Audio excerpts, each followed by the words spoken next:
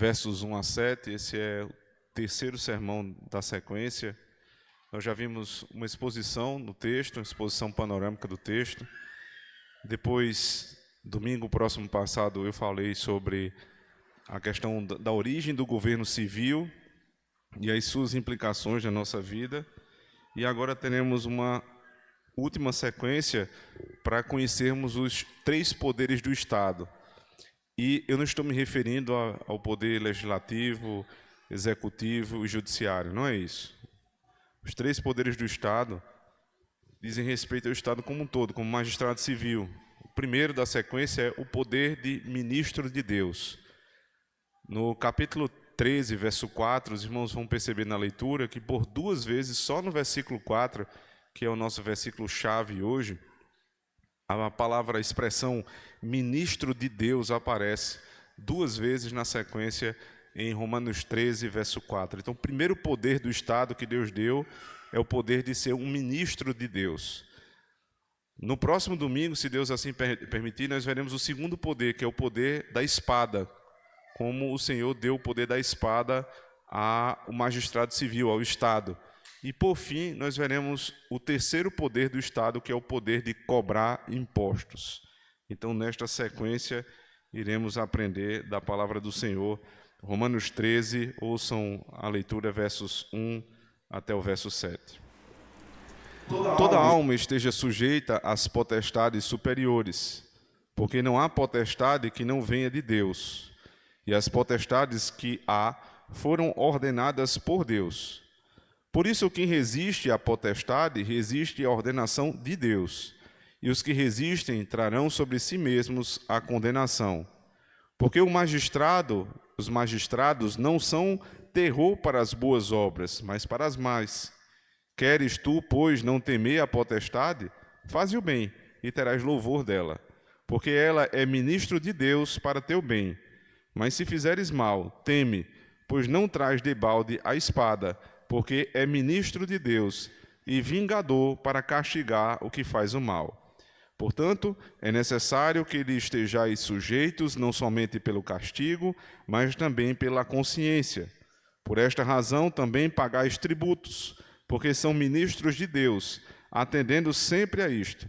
Portanto, dai a cada um o que deveis, a quem tributo, tributo, a quem imposto, imposto, a quem temor, temor, a quem honra, honra. Amém. Vamos orar?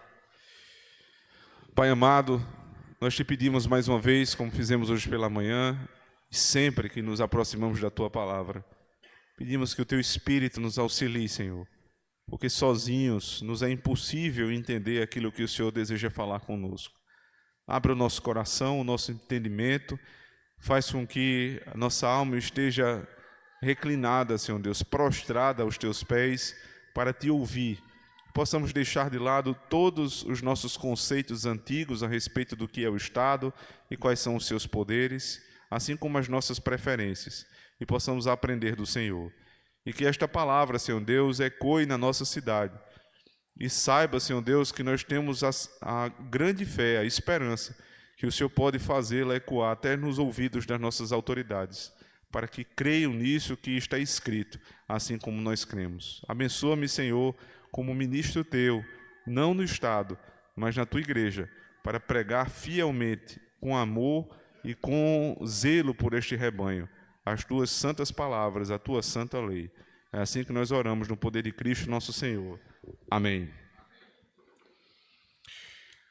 Todas as vezes que nós vamos, em dia de eleição, sair de casa para votar, nós já devemos ter a certeza de quem iremos votar.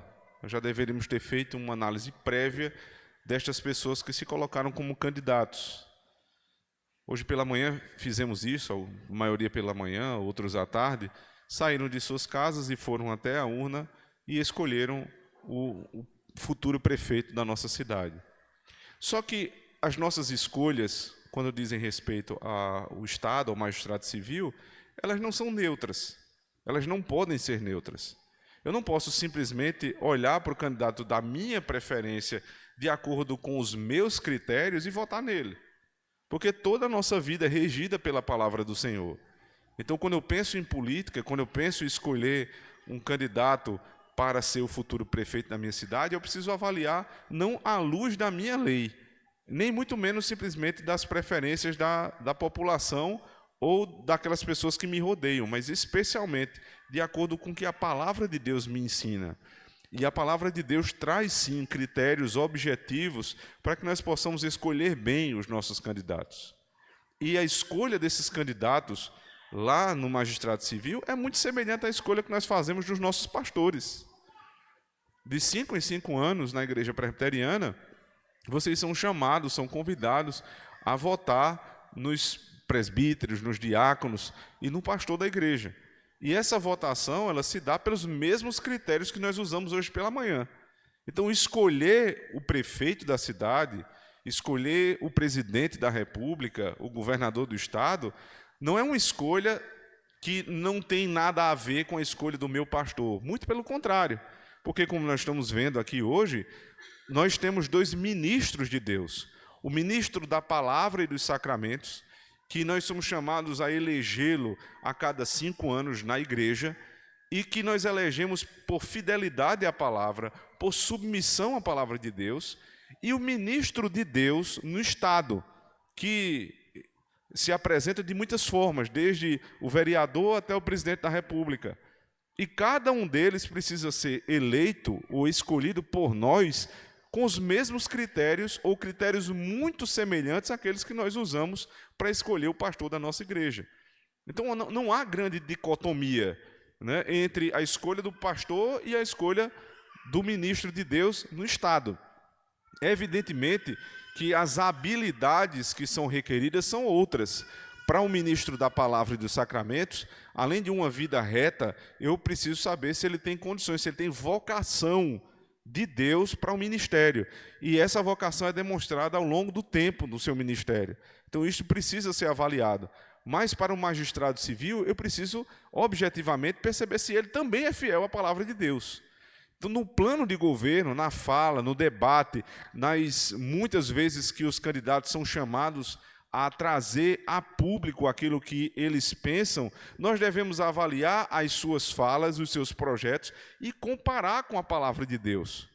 Então, quando um candidato abertamente diz que vai ser pró-aborto, eu estou imediatamente proibido de votar nele, porque ele não tem poder para isso, percebe? Ele já está dizendo que vai usurpar um poder que não é dele. Nós vamos ver isso com mais detalhes daqui a pouco. Ele está, antes de assumir a autoridade, confrontando a palavra de Deus no 6º mandamento, que nos proíbe de matar, de tirar a nossa vida ou a vida de uma criança inocente no ventre da sua mãe. Por isso, Dr. John Morecraft diz o seguinte: a autoridade do Estado é ministerial. O Estado tem uma autoridade na esfera civil similar à do ministro pregador na esfera eclesiástica. Na Bíblia, tanto políticos eleitos quanto pregadores são chamados de ministros de Deus. Cada um tem diferentes responsabilidades e deveres oficiais, porém, um tipo similar de autoridade. Ambos têm autoridade ministerial, porém não autoridade legislativa. O que é isso? O que isso quer nos dizer? Veja, ninguém está disposto a ter um pastor que inventa doutrina. Ninguém vai desejar ter um pastor da igreja, nem vai votar nele, se ele já chegar na primeira pregação trazendo novidade teológica, inovação para a igreja, a não ser que a igreja já esteja também fadada ao fracasso, entregue a próprio Satanás. Mas uma igreja bíblica, ela reconhece quando o pregador é um pregador fiel. Veja, por exemplo, quando lá em Atos dos Apóstolos, o apóstolo Paulo vai pregar na cidade de Bereia, a igreja daquela cidade é uma igreja que é louvada pelos apóstolos, porque tudo que Paulo falava, eles estavam prontos a conferir na Escritura. Ele conferia a palavra do pregador com a palavra de Deus. Então, se nós devemos ter todo este critério para examinar um ministro, próximo pregador, que vai cuidar das nossas almas, nós devemos ter também similar cuidado para votar naquelas pessoas que vão cuidar da nossa cidade, do nosso estado e do nosso país pelos próximos 4 anos. Porque o poder destes homens não é um poder ilimitado, não é um poder legislativo, é um poder ministerial. O poder ministerial nos ensina que existe um Deus Todo-Poderoso que revelou a sua lei, e os seus ministros, eles são autorizados a cumprir a lei de Deus e a fazê-la cumprir. Então, o trabalho do pastor na igreja é declarar a verdade, não a verdade dele, mas a verdade de Cristo, expressa nas Sagradas Escrituras e interpretada nos símbolos de fé, e fazer valer esta verdade. Então, aquilo que é pregado no público, no púlpito, em público, é tratado também em particular, nas visitas, nos aconselhamentos, e muitas vezes precisa ser tratado por meio da disciplina. Quando alguém é incorrigível nos seus atos, precisa ser disciplinado, para que volte à verdadeira conduta. Só que tudo isso é feito não com as preferências do pastor, mas seguindo o rito que foi determinado pelo próprio Deus. Todos os documentos de fé da nossa igreja, toda a legislação que rege a nossa igreja tem como base a Escritura. E cada ponto em que ela afirma algo, ela é remetida logo a um texto bíblico. O Estado não é ministro do povo, mas ministro de Deus. O Estado não é ministro do povo, mas é ministro de Deus. O Estado não é ministro de si mesmo, o Estado não é ministro da sua família, o Estado não é ministro do povo. O Estado é ministro de Deus. Isso quer dizer o seguinte: ele não só não pode fazer as suas próprias regras a parte da palavra de Deus, mas ele não pode jogar, como a gente diz, né? Não pode jogar para a galera, ele não pode jogar para o povão. As decisões do magistrado civil não podem ser pautadas naquilo que é a preferência do povo, naquilo que o povo vai se alegrar, mas ele tem a obrigação de, como um pregador da palavra de Deus, fazer aquilo que Deus manda, ainda que isto contrarie a população. Diz assim o texto: o Estado não é o ministro do homem, nem da maioria, nem dos poderosos. É um ministro de Deus, representa a Deus, representa a lei moral de Deus e, portanto, pode legislar somente aquelas leis que são aplicações verdadeiras da lei bíblica do Deus Todo-Poderoso. Portanto, todas as vezes que você perceber um candidato claramente defendendo algo somente porque a população quer, você até percebe que não é uma coisa que ele mesmo creia, que ele mesmo tem um histórico para aquilo ali, mas ele fala porque o povo está gostando. Ele assume um papel, uma postura para agradar o povo. E aí, para quem pensa que a voz do povo é a voz de Deus, eu vou repetir o que eu disse semana passada. Foi a voz do povo, a chamada Vox Populi. Foi esta voz que entregou Cristo à condenação e soltou o ladrão Barrabás. O povo pediu: solta Barrabás. Então, não é uma ferramenta segura para um ministro de Deus no Estado confiar nas preferências do povo, mas ele deve confiar naquilo que diz a palavra do Senhor. Nesse ponto, eu tenho certeza que muita gente da nossa época vai dizer assim: mas pastor, tudo bem que a lei de Deus é muito boa, é uma excelente forma de nós nos basearmos nas leis da nossa época, mas é uma lei muito antiga. E nós vivemos tempos modernos. Nós estamos vivendo um tempo em que a internet, a inteligência artificial já evoluiu muito nas nossas relações. E o Senhor está falando aqui de uma lei que tem milhares de anos. Uma lei que remonta ao Monte Sinai, no tempo de Moisés, com um povo que está muito distante em cultura, em linguagem e em tempo da nossa época e da nossa situação no Brasil. Essa lei não seria muito arcaica? Veja o que John Morecraft tem a dizer sobre isso. Dizer que precisamos de leis adicionais, extra-bíblicas e antibíblicas para satisfazer as necessidades da nossa era moderna é negar a suficiência total da Bíblia, sua autoridade eterna para toda a vida, em todas as épocas. Por favor, abra comigo Deuteronômio capítulo 4. Deuteronômio 4.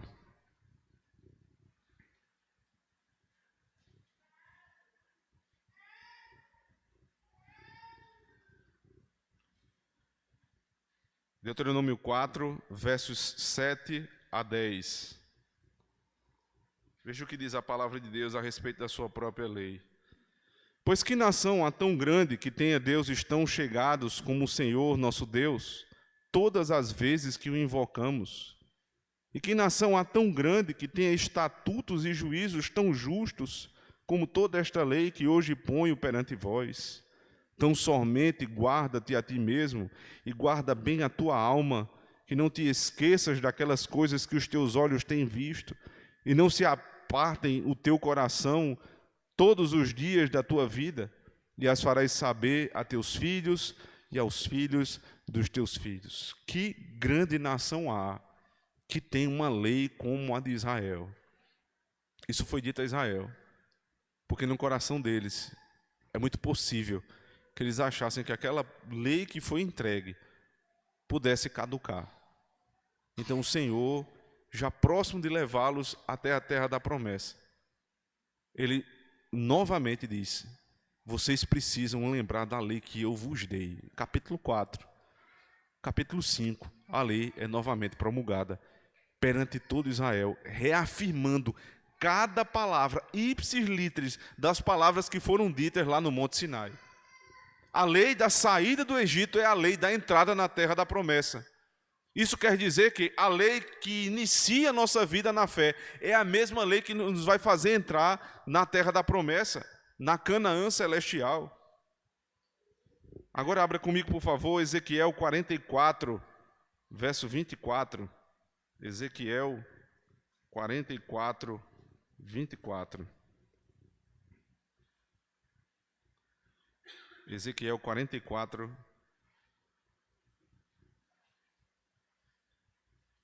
verso 24. Só um minuto.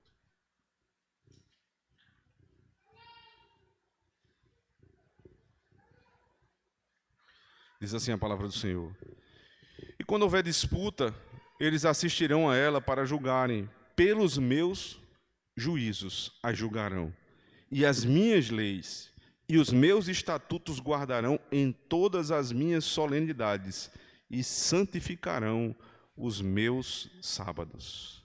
Quando houver uma discussão no meio do povo, como é que eles vão julgar segundo a justiça de Deus? Não com as preferências dos homens, não com a lei que eles pensarem em promulgar, mas segundo a minha lei julgarão, segundo os meus estatutos farão guardar o sábado. Pois bem, dessa época até hoje, Israel tem a mesma lei. Então vamos colocar em paralelo Israel, que até hoje tem a mesma lei, a igreja seguindo esta mesma lei, com o Estado brasileiro. O Estado brasileiro teve a sua primeira Constituição em 1824. E esta Constituição mudou em 1891, depois em 1934 e logo em seguida em 1937, 1946, 1967, 1988, a última Constituição que nós temos em vigor até agora. São 7 constituições.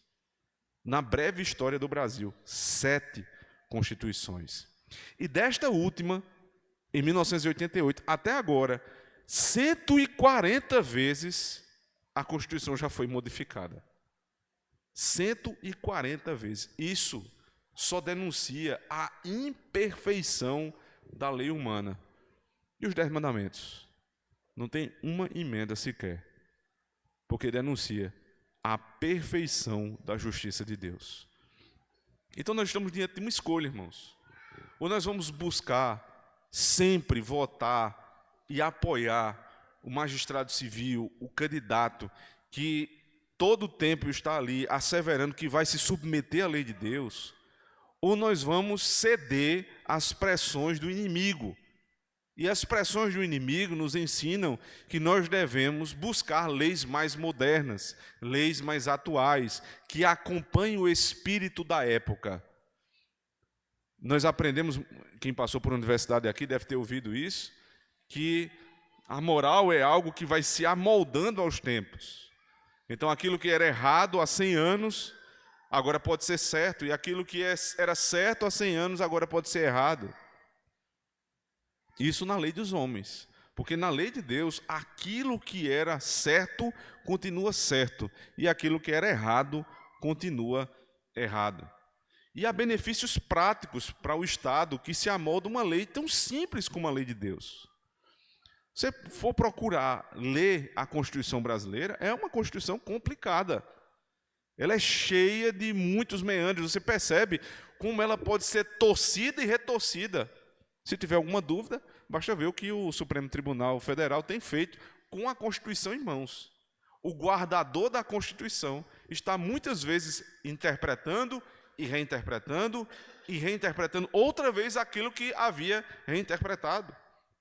Então o Estado se torna pesado, o Estado se torna complexo. Então você tem que ter inúmeras instituições para sustentar um Estado que tem uma legislação tão complexa assim.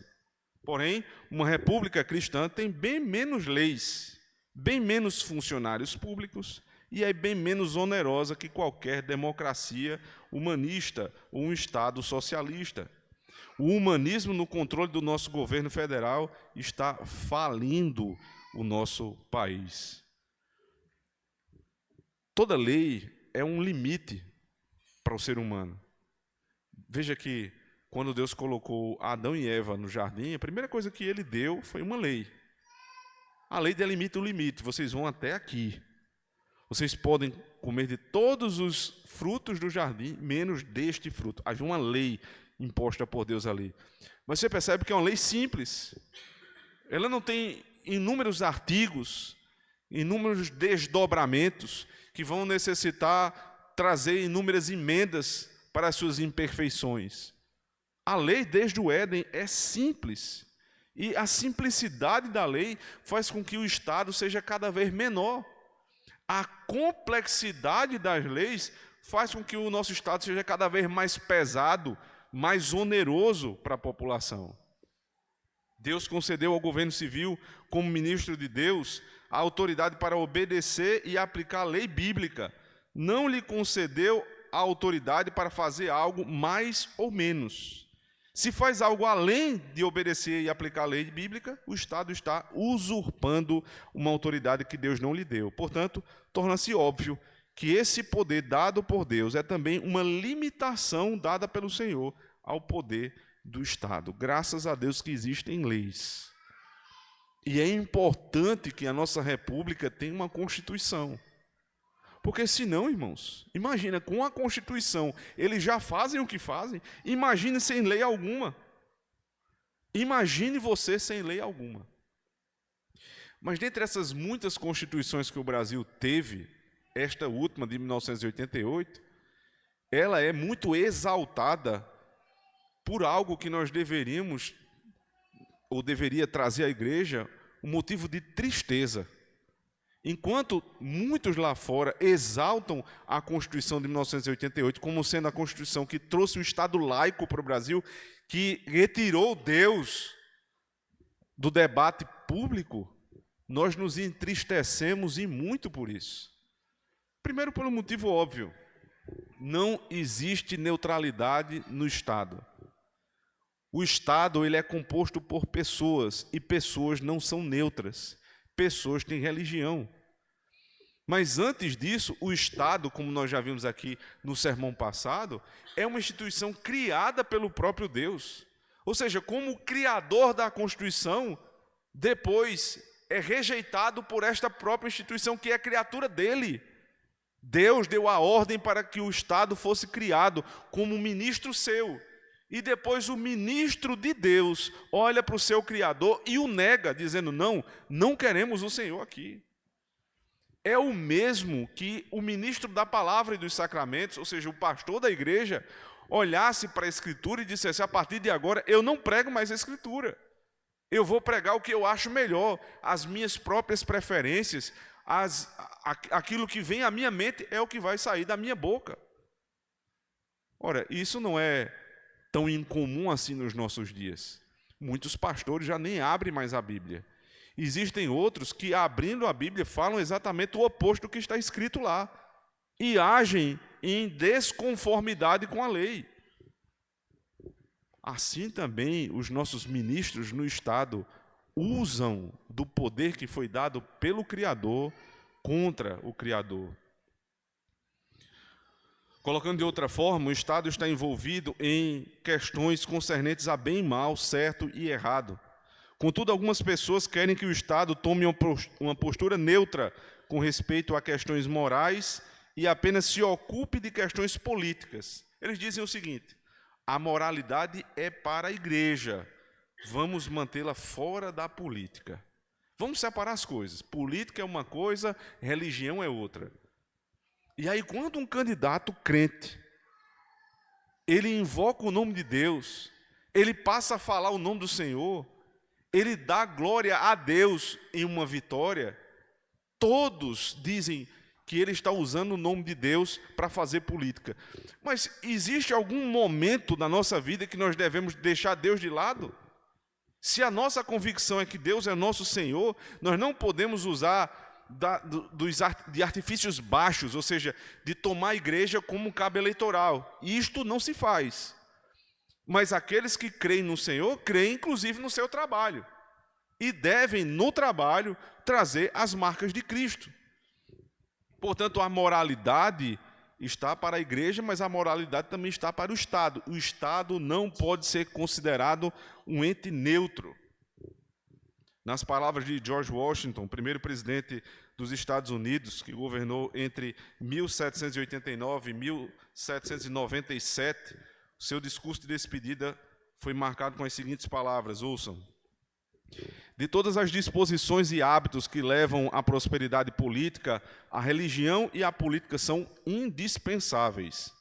Em vão invocará o tributo de patriotismo o homem cujo trabalho subverta esses grandes pilares da felicidade humana, esses mais firmes sustentáculos dos deveres dos homens e cidadãos. E tenhamos cuidado com a suposição de que a moralidade pode ser mantida sem a religião. Não importa no que podemos concordar quanto à influência da educação refinada sobre as mentes de estrutura peculiar. A razão e a experiência nos proíbem de esperar que a moralidade nacional possa prevalecer com a exclusão do princípio religioso. Virtude ou moralidade é uma mola necessária do governo popular. É impossível governar sem que haja algum tipo de moral por trás do governo. A grande questão é: qual é o fundamento moral para o governo que está atualmente sobre nós? É a Bíblia? Se for, nós estamos bem. Mas se o fundamento moral dos nossos governantes é o coração deles, nós estamos perdidos. Vejamos alguns exemplos de como o Estado se envolve em questões morais e que, por isso, nós não podemos separar a moral da política. Por sua própria natureza, instituições políticas estão intimamente envolvidas em questões de bem e mal. Estão inescapavelmente preocupadas com moralidade e comportamento. De fato, não existe uma questão política que não seja no cerne uma questão moral. Veja, por exemplo, o aborto é um problema político e é um problema moral. As questões concernentes ao aborto são tratadas lá em Brasília. Então, como é que nós vamos achar que podemos votar na eleição em um deputado e um senador que vai fazer lei e achar que a religião dele não importa, que a moral dele não importa? É esse homem que vai lá para Brasília votar leis e projetos de lei que vão ser contra ou a favor da igreja, que vão votar a favor ou contra o aborto. O aborto é um problema político e moral. O assassinato de pessoas que ainda não nasceram é algo mau. Outro exemplo: imposto, inflação e bem-estar são questões políticas e morais. Usar o poder político para tirar a propriedade de alguém e dar a outro é roubo, é pilhagem legal. Questões de defesa nacional, a saber, tratados, defesa estratégica, combate a terroristas, são questões políticas e morais. Então veja só, quando nós votamos em um determinado político, nós devemos inclusive perceber o que é que eles pensam sobre impostos. Um sujeito que é a favor de um Estado grande e que lhe promete casa, comida e roupa lavada, ele vai cobrar a conta, meu amigo. Todo político que promete demais fazer com o teu dinheiro, porque o Estado não gera riqueza. O Estado não gerando riqueza, ele vai precisar cobrar impostos. E quem vai pagar os impostos? Nós iremos pagar. Então, se você tem consciência que pagar muitos impostos é algo ruim, nós vamos ver isso no terceiro sermão dessa série dos 3 poderes do Estado. Os irmãos vão lá perceber quais são os impostos lícitos e quais são ilícitos do Estado nos cobrar. Então, se eu escuto de um político dizendo que ele vai dar casa, comida e roupa lavada para todo mundo, é claro que ele é defensor de um Estado grande. E um Estado grande precisa de grandes impostos. Do ponto de vista de defesa, aí sim, o papel essencial do Estado, nós devemos entender que os nossos governantes precisam ser pró-armas. Não somente as armas dos cidadãos, que o cidadão possa se defender sua casa e sua família, mas principalmente defender a nossa cidade, estado e país. Especialmente na votação para um presidente, nós devemos entender o que é que ele pensa sobre as Forças Armadas. Porque um homem que não é a favor de desenvolver as Forças Armadas, mas de sucateá-la, como nós temos visto sistematicamente ser feito no nosso país, é um homem que não está comprometido com o seu papel estatal de defender a nossa cidade, país e Estado. É papel do governo defender a nossa nação, e para isso ele precisa ter Forças Armadas fortes. Não para sair atacando os outros, muito pelo contrário, mas para que ninguém queira nos atacar. Nós devemos demonstrar força, não para sair brigando com todo mundo no meio da rua, mas para que ninguém queira, de alguma forma, fazer mal às pessoas da nossa família. Um homem que é protetor da sua casa, ele precisa ter uma certa postura diante das outras pessoas, para que elas, olhando para aquele homem, saibam que ali está um defensor da sua casa. Mas o homem que não demonstra que está pronto para matar e morrer pela sua casa é alguém que está abrindo as portas da casa para o inimigo. Assim também faz o governante estatal que não está disposto a investir nas Forças Armadas, que não está disposto a cuidar da sua nação. Isso, por outro lado, não quer dizer que o Estado vai mudar as pessoas, irmãos. Não é isso. O poder estatal de ser ministro de Deus tem muitas semelhanças com o poder do pastor da igreja, mas algumas diferenças. Porque o trabalho do pastor é declarar a lei de Deus, apontar os nossos erros e, ao mesmo tempo, trazer a solução. A solução é Cristo. Se arrependam e venham para Cristo. E Cristo vai mudar a vida dos irmãos. Mas o Estado não faz isso. O Estado invoca o nome de Deus para simplesmente tocar o terror diante dos seus inimigos. É por isso que ele traz a espada, um poder que Deus lhe dá. A espada é para que todos temam o Estado. Todos, ipsis literis, não, todos os que fazem o mal, como diz o texto de Romanos capítulo 13. Se fizeres o bem, não precisa temer, o Estado está aí para o teu louvor. Mas se fizeres o mal, é certo que trará a espada para o teu terror. Então, a única função do Estado com a espada é punir o erro, é proteger a vítima e punir o agressor. Mas o Estado não vai mudar a vida de ninguém. Por isso, quando a gente fala de moralidade como função do Estado, a gente precisa ter muito cuidado. Veja, o Estado deve realmente legislar moralidade? Tudo depende do que quer dizer essa frase. Se legislar moralidade refere-se ao esforço de tornar as pessoas boas, criando leis, então, sem dúvida, como cristãos, devemos discordar dessa visão. Os cristãos creem que somente Jesus Cristo pode salvar pecadores, somente Ele pode tornar pessoas boas. Humanistas creem, por outro lado, que o Estado pode tornar as pessoas boas criando leis. Creem, por exemplo, que se as armas forem banidas, haverá menos crime. Mas as armas não causam crimes. Pessoas más causam crimes.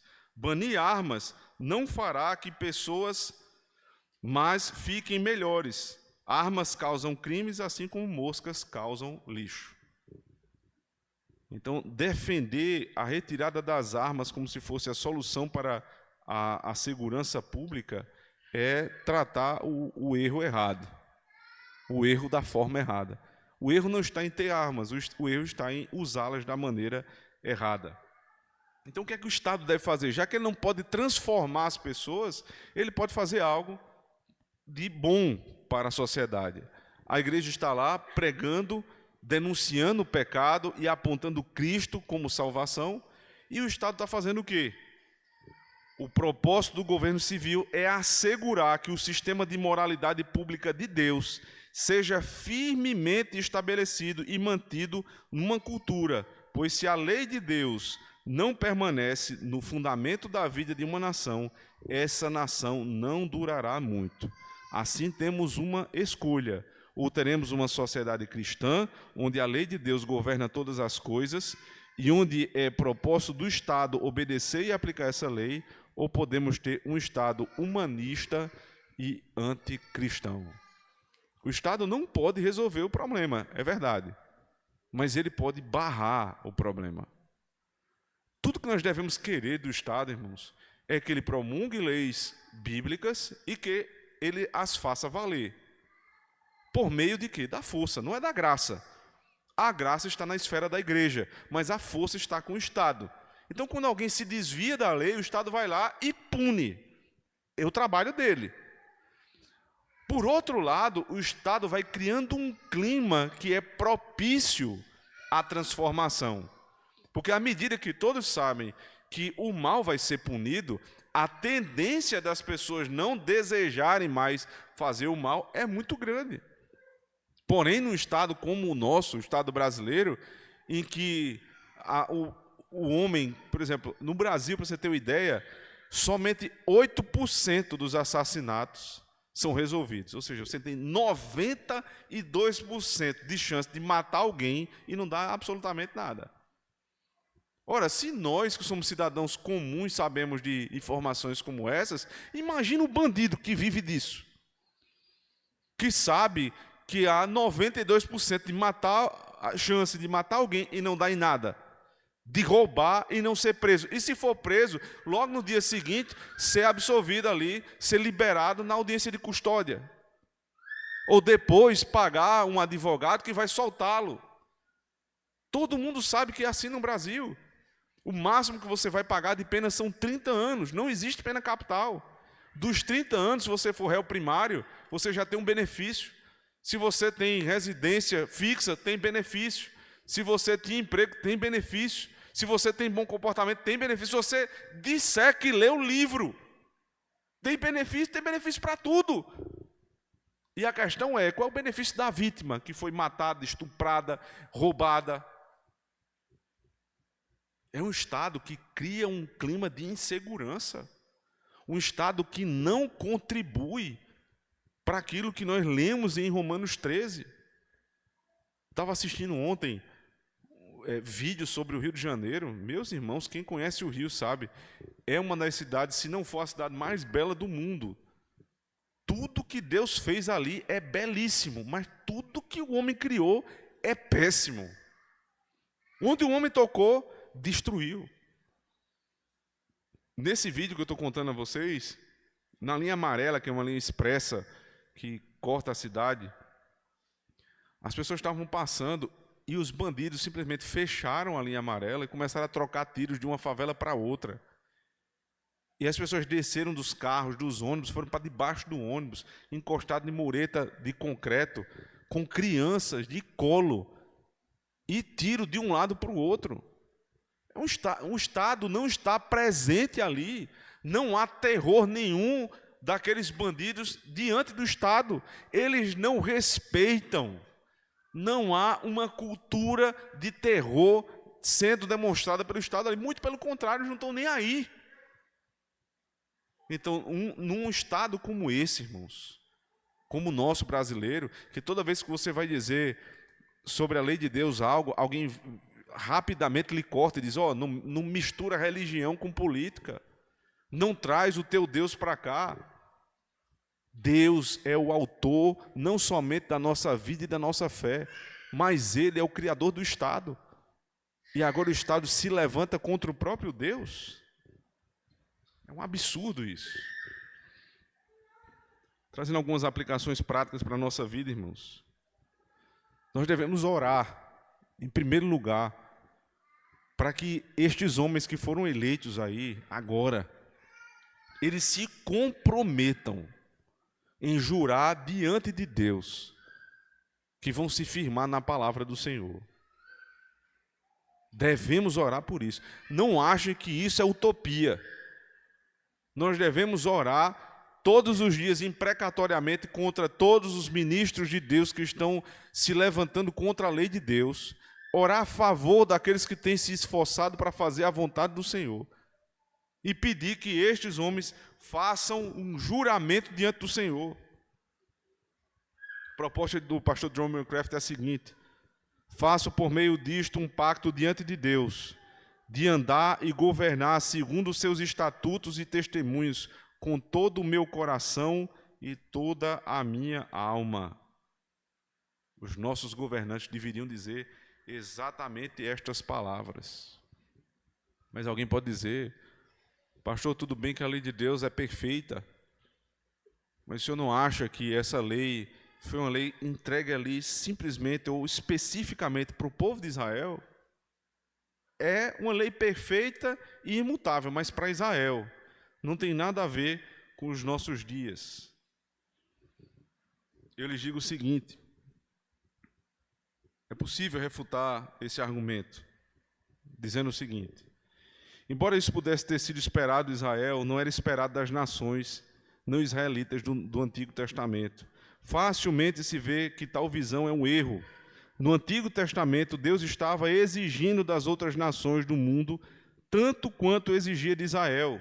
Você pode conferir isso em Isaías 13 a 23, Jeremias 45 a 51, que descrevem vividamente o julgamento de Deus sobre a Babilônia, a Síria, Egito, Edom, Moabe e várias outras nações do mundo, por elas não terem obedecido e reforçado a lei bíblica. Então Deus não exigia só para Israel, não. Deus exigia para todos. Israel que estava se submetendo. Mas era Israel, ele concentrava ali a lei de Deus, mas a ideia é que ele espalhasse a lei de Deus para o mundo inteiro. E toda vez que algum povo não se submetia à lei de Deus, era julgado pela lei de Israel. Porque a lei de Israel é lei para todos.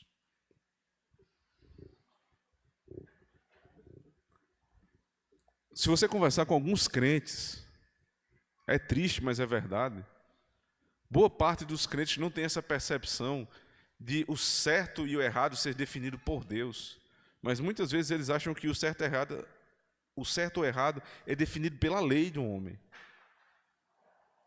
Então, você traz algo, por exemplo, aborto é pecado em qualquer circunstância. O sujeito diz assim, mas peraí, mas a lei não diz que se for estupro pode? Mas eu não tenho nada a ver com a lei. A lei do Brasil é uma lei ímpia, é uma lei comunista. Ele pode dizer quantas forem as exceções, na Escritura não há nenhuma exceção para aborto. Aborto é matar um inocente no ventre da sua mãe, no lugar onde ele deveria estar mais protegido. Ah, mas eu pensava que o que a Suprema Corte diz é o que é legal, o que é bom. Não, o que é bom e o que é mal são definidos por Deus, que é Senhor do Estado e da Igreja. Os ministros de Deus só declaram o que Deus fala. Então não entre nesse tipo de discussão, achando que certo e errado são definidos pelo Estado, pela lei, pela Constituição, seja lá pelo que for. A pessoa que pensa assim é escravo de uma mentalidade que gera totalitarismo. É por isso que o STF faz o que faz, é por isso que os nossos presidentes fazem o que fazem, porque na nossa mente já está encravado que o certo é o que eles dizem, o certo é o que está na lei, o certo é o que está na Constituição. Nós somos submissos à Constituição brasileira desde que ela esteja submissa à palavra de Deus. Todos os artigos da Constituição brasileira que são contrários à lei de Deus, nós nunca nos submeteremos, seja qual for a penalidade. É isso que a igreja precisa colocar na sua mente. Ora, se nos obrigarmos a matarmos os nossos filhos, nós vamos matar? Porque é uma lei pública, uma lei civil. Se disserem que nós devemos trabalhar no domingo e não nos reunir no culto público, vamos fazer isso? Claro que não. Porque quem define certo e errado não são eles, mas o nosso Deus. Mas alguém pode dizer, pastor, isso aí que o senhor está defendendo é teocracia. Pode até ser. Mas vamos pensar um pouco mais sobre isso. Teocracias como a do regime islâmico totalitário do Irã, do Ayatollah Khomeini, são repulsivas para todos os que amam a verdade, a liberdade e a justiça. Na verdade, não é uma teocracia, porém uma ditadura. Às vezes a gente confunde teocracia com ditadura. Muitas pessoas pensam que uma teocracia é uma ordem política governada ditatorialmente por líderes de igreja, simplesmente pelo fato de serem líderes da igreja. Mas a Bíblia não ensina que o Estado deveria estar sujeito à igreja, não mais do que ensina que a igreja deveria estar sujeita ao Estado. Teocracia é uma descrição muito apropriada de uma ordem política piedosa, quando essa palavra é definida corretamente. Israel, no Antigo Testamento, era uma teocracia verdadeira e saudável. E havia também uma clara separação institucional e funcional entre igreja e Estado. Todas as vezes que a Bíblia fala sobre o trabalho do sacerdote, é no templo. Todas as vezes que fala sobre o trabalho do rei, é no castelo, é no seu lugar, no seu palácio. Um não invade o trabalho do outro. Você nunca vai ver Davi dando ordem ao sacerdote. Mas também não vai ver o sacerdote indo lá e dizendo a Davi o que ele tem que fazer, porque cada um tinha consciência do seu papel institucional. O Estado promovia todo um ambiente para que a igreja se desenvolvesse. O Estado cria na mesma lei da igreja, mas não invadia a esfera de atuação dos pastores, porque havia uma separação entre as suas funções. Assim também é muito possível pensarmos no Estado brasileiro que deixe de ser laico e volte a ser um Estado cristão, que declare em alto e bom som que a lei que vai ser promulgada, ou todas as leis que vão ser promulgadas em nome do Senhor, com referência aos 10 mandamentos. E para isso deveriam convidar os teólogos da igreja, os doutores da igreja, para participar das discussões, para que a análise seja feita à luz da Escritura. Porque nós não podemos nos esmicuir nos trabalhos do Estado, mas nós podemos sim ser convidados por eles para opinar, segundo a Escritura, aquilo que diz o Senhor sobre determinado caso. E aí eles vão fazer a lei e vão colocar em prática. Então é possível viver numa teocracia, ou seja, num regime que é pautado na verdade do Senhor, esquecendo as distorções. Nós estamos aqui querendo que o Brasil vire como naqueles países muçulmanos ditatoriais, não. Mas você acha que é impossível? Lembre de como vivia Israel. Você preferiria viver em Israel diante de uma teocracia ou viver a democracia do Brasil? Esta é a grande questão. Um rótulo descritivo de tal ordem, o qual poderia substituir o termo teocracia, seria república cristã. No Antigo Testamento, Israel tinha uma república constitucional. Em seus dias melhores, era uma república governada por representantes eleitos. onde a lei de Deus era a base para a sua união constitucional e pactual em confederação. Israel deveria ser uma nação santa, onde Deus reinasse por meio de seus representantes, que executassem fielmente a sua lei. E onde Deus reina, aí há liberdade, justiça, força, paz e prosperidade. Tudo isso abundam numa nação como esta. E o contrário? O contrário é viver num país, numa nação, que o Estado só cresce. Como é que a Bíblia descreve um lugar onde o Estado cresce como se fosse um câncer? O trabalho do câncer é fazer com que as células elas cresçam de maneira desordenada. Isso é um câncer. Por isso que formam, por exemplo, um tumor. Um Estado grande demais é um câncer para a sociedade. E a Bíblia diz que um Estado que cresce assim, ele é uma besta, como é retratado, por exemplo, em Apocalipse capítulo 13, onde o governo civil concedido por Deus para promover sua paz e justiça é chamado de besta abominável, assustadora e terrível, que ameaça e amedronta seus cidadãos. O que acontece quando o Estado se torna uma besta? O que acontece quando não mais cumpre a lei de Deus, mas se compromete com uma lei ou ordem humanista, anticristã e satânica? Liberdade e justiça para todos são redefinidas como sem sentido. A paz desaparece, a prosperidade murcha, 20 milhões de bebês são abortados, igrejas e escolas cristãs são perseguidas. É isso que dá quando nós pedimos um Estado muito grande. Sabe quem primeiro é punido? A igreja. Quem primeiro sofre com um Estado grande demais é a igreja. Por um motivo óbvio. Se o fato do Estado estar grande demais é uma usurpação do lugar de Deus, o representante de Deus na terra vai ser o primeiro a ser atingido. Porque eles querem um poder total. O que o Estado brasileiro quer hoje não é simplesmente cuidar da justiça e das relações institucionais entre o Brasil e outros países. É muito mais do que isso. Ele quer ter poder total. E o que é que ainda o impede? Qual é a última barreira antes da tirania completa? Somos nós, irmãos. É a igreja do nosso Senhor Jesus Cristo. Então, para que o Estado não vire esta besta abominável, a igreja precisa se levantar. A igreja precisa gritar em alto e bom som aquilo que crê. E aí, para nós finalizarmos, eu convido a igreja a abrir nesse texto de Apocalipse, Apocalipse 13, porque há uma expressão que é muito comumente utilizada, mas pouco compreendida no meio do povo de Deus. A expressão que diz a marca da besta. Qual é a marca da besta? Os irmãos já entenderam que a besta é o Estado que tomou proporções gigantescas. Então o texto diz assim, Apocalipse 13, a partir do verso 11. E vi subir da terra outra besta, e tinha 2 chifres semelhantes aos de um cordeiro, e falava como um dragão, e exerce todo o poder da primeira besta na sua presença, e faz que a terra e os que nela habitam adorem a primeira besta, cuja chaga mortal fora curada.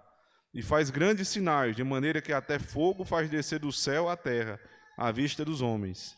E engana os que habitam na terra com sinais que lhe foi permitido que fizessem em presença da besta, dizendo aos que habitam na terra que fizessem uma imagem à besta que recebera a ferida da espada e vivia. E foi-lhe concedido que desse espírito à imagem da besta, para que também a imagem da besta falasse, e fizesse que fossem mortos todos os que não adorassem a imagem da besta. E faz que a todos, pequenos e grandes, ricos e pobres, livres e servos, lhe seja posto um sinal na sua mão direita ou nas suas testas, para que ninguém possa comprar ou vender, senão aquele que tiver o sinal, ou o nome da besta, ou o número do seu nome. Aqui há sabedoria. Aquele que tem entendimento, calcule o número da besta, porque é o número de um homem, e o seu número é 666. Aí o pessoal vai dizer o número da besta, a marca da besta, é o chip que Elon Musk está falando agora em lançar. Aí é a marca do besta, não da besta. Carregar a marca da besta é entregar-se a outra lei que não seja a lei de Deus. O cidadão que exibe a marca da besta em sua testa e mão é uma pessoa que vive segundo as leis totalitárias do homem e de Satanás, em vez das leis perfeitas e libertadoras de Deus. Qual é a interpretação correta de Apocalipse 13, versos 11 a 18? O que é a marca da besta?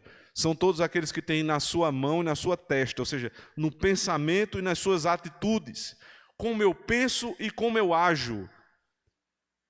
A marca do Estado na sua mente e nas suas ações. Eu ajo como o Estado quer, eu ajo como este Leviatã me ensina, contrário a Deus, porque eu penso segundo ele me diz. Eu penso tudo a partir da Constituição, eu penso tudo a partir do que me diz o meu governante, do que me dizem as pessoas que foram autorizadas para dizer, não por Deus, mas por Satanás o que dizem. E eu passo a não só pensar, mas a agir em conformidade com eles. E todos aqueles que não pensarem e não agirem assim serão proibidos de muitas coisas. Não tenha dúvida, irmãos. Não tenha dúvidas. Todos aqueles que se negam a fazer o que os poderes totalitários, satânicos, requerem de nós, têm muitas dificuldades nesse mundo. Mas não para que nós nos sintamos derrotados, não para que nós nos desanimemos de maneira nenhuma. Porque o Cordeiro de Deus, o Rei dos Reis e Senhor dos Senhores, já matou a besta. Ele não feriu simplesmente, ele pisou na cabeça da besta e matou-o na cruz do Calvário. Não há inimigos que possam contra a igreja. A igreja não está se defendendo, a igreja está avançando contra esse estado totalitário. E nós vamos tomá-lo para a honra e glória do nosso Senhor. A igreja avança, porque as portas do inferno não prevalecerão contra a igreja de Cristo. Que o nosso pensamento e as nossas ações reflitam a palavra de Deus e não as leis totalitárias do nosso país. Amém. Oremos ao Senhor.